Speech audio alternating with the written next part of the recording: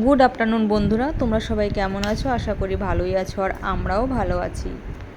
আজকে তোমাদের সঙ্গে শেয়ার করব 90 দশকের মাঝামাঝি আমার যখন বিয়ে হয়েছিল 21শে বৈশাখ 7ই মে।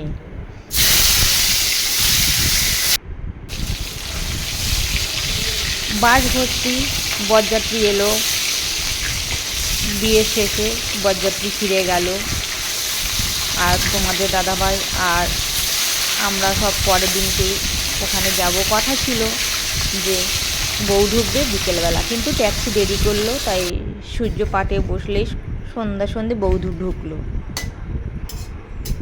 রাত্রেবেলায় তখন ঘড়িতে 8টা বাজে, কাল রাত্রি, মুখ দেখতে নেই। আর তোমাদের দাদাভাই বাইরে থেকে আমার সেজোজাকে বলছে, সেজো বৌদি, মন্দিরা অনেক কান্নাকাটি করেছে, ওকে খেতে দাও, ওর খিদে পেয়েছে। ওই রাতের ওই যে মিষ্টি গলার আওয়াজ বন্ধুরা আজও আমার মনে পড়লে আমার চোখ দিয়ে অশ্রু ঝরে। তো যাই হোক, সেদিনকে কাল রাত্রি আর নতুন বউ ঘরে আসলে আমাদের ভাত খেতে নেই, সেই জন্য পরোটা আর আলু চচ্চড়ি দিল।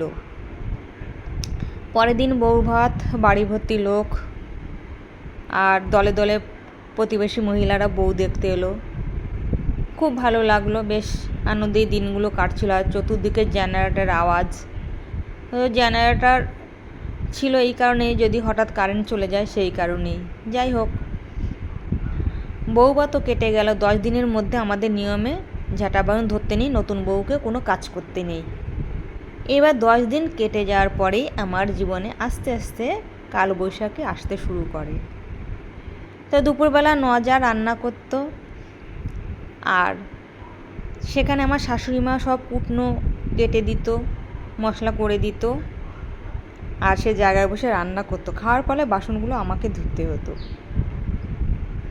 রাত্রেবেলা 9টার সময়, রাত 9টায় আমার রান্না করার সময়, তখন নজা আর নভাসুর রকে, মানে সামনে বড় বারান্দা, সেখানে নাক ডেকে ঘুমোতো, আর আমি একা একা রান্নাঘরে রান্না করতাম।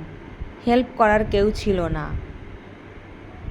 যখন রান্নাবান্না শেষ হতো তখন যা তরকারি হতো বা আলু ভাতে মেখে সাজিয়ে, যাকে বলে অতিথি আপ্যায়ন করে, ওদেরকে ডেকে নিয়ে আসতাম। ওরা তখন নাক ডেকে অঘরে ঘুমোচ্ছে, তখন আমি গিয়ে রাত 10টার সময় ওদেরকে ডেকে ডেকে তুলে খাওয়াতাম। আমি বাড়ির ছোটো বউ, হ্যাঁ।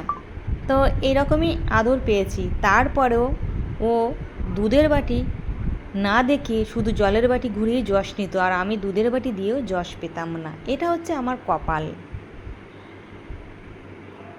শুধু একটা কারণেই হঠাৎ করে তোমাদের দাদাভাইকে বলে উঠলো যে ফিরে এসে তুই আর তোর বউর মুখ দেখতে পারবি না। ও এই রকম মহিলা ছিল একটা।